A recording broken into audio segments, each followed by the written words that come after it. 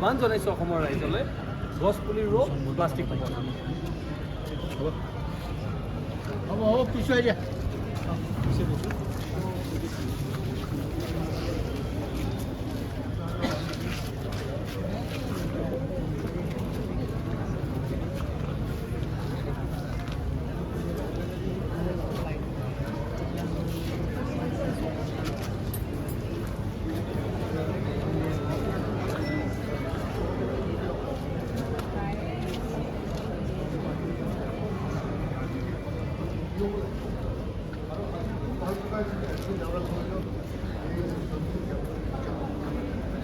আৰু ইয়াৰ পৰাই আৰম্ভ হওক, তেনেকৈ বহুত কলেজত যিহেতু আৰম্ভ হৈছে, বহুত কলেজত হৈ আছে, কানে কলেজত হৈছে, UJB কলেজত হৈছে, তিতাবৰ কলেজত হৈছে।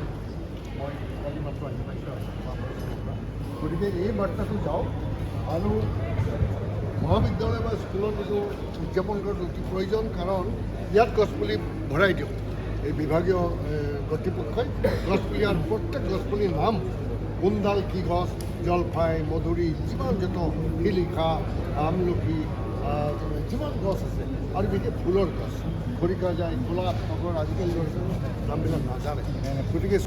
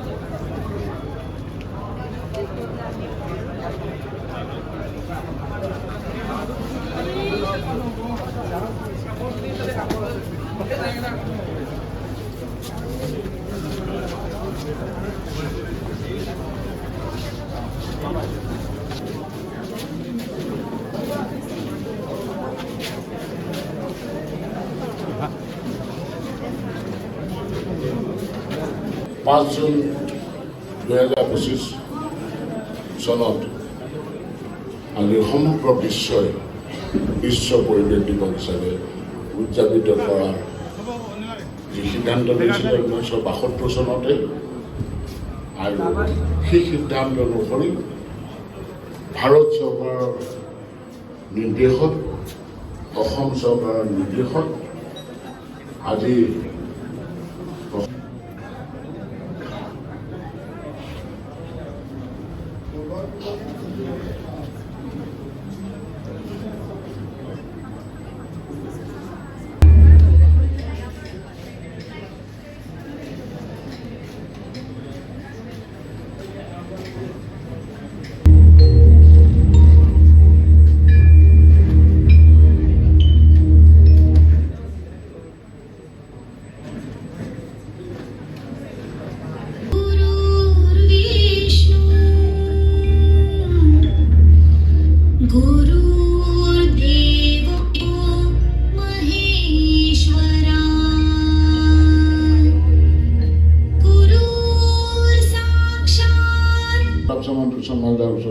আগুৱাই আহিবলৈ অনুৰোধ জনালোঁ।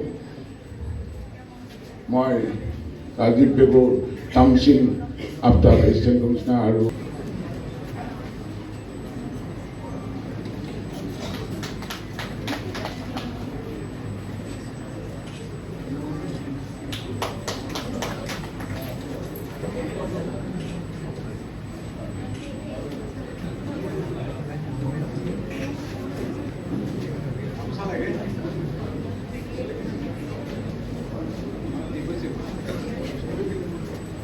তেখেতে আমাক সহায় নকৰিলে হয়, তেখেতে নক'লে আমি কাৰ্যসূচী আমি লৈছোঁৱে। মইতো ভালে হ'ব আমি একেলগে কাৰ্যসূচী ৰূপায়িত কৰোঁ। দেবেন্দ্ৰনাথক এটা ডাঙৰ হাততালি, এখন গামোচা আৰু এটা গছপুলিয়ে অভিবাদন জনাব বিচাৰিছোঁ আমাৰ থাৰ্ড জেনেৰেশ্যনৰ কাৰণে।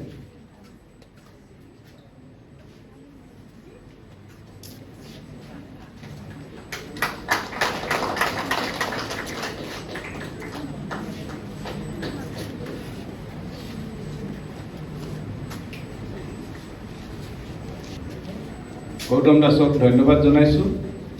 তেখেতে অসম পৰিবহণ বিভাগৰ জ্যেষ্ঠ বিষয়া, এছিষ্টেণ্ট কমিশ্যনাৰ, লগতে কামৰূপ মেট্ৰ'ৰ দ্বিতীয় আজি বহুদিন ধৰি তেখেতে এই সুযোগটো দিয়াৰ কাৰণে ব্যক্তিগতভাৱে মোক বা আমাৰ মহাবিদ্যালয়খনক আজি বিশ্ব পৰিৱেশ দিৱসটো উদযাপন কৰাৰ কাৰণে।